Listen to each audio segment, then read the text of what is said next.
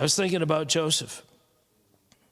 I was thinking about how God pulled him into covenant with promises, and how his life took a very different direction, a solid turn downward.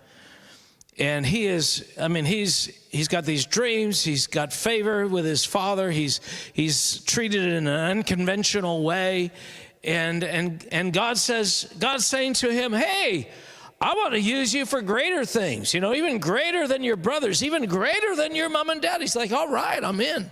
Whoa. Yeah, there's a little preparation involved, but we won't talk about that.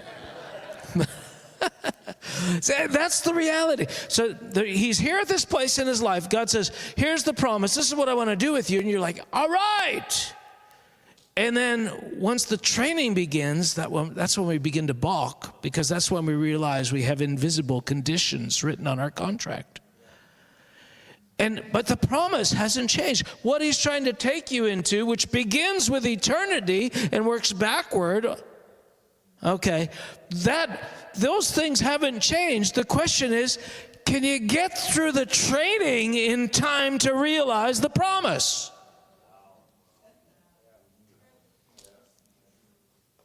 Man, if you join the Army and that first 6 week or 8 weeks basic training took you 40 years to get through, they would have cut you off.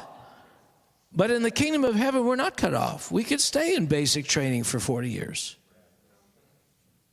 Israel stayed in basic training for 40 years. God said, we're going to the promised land. They said, woo! He said, but you got to do exactly what I say. Oh, yeah. Except not that, not that, not that, not that, not that. So where do we go? 40 years.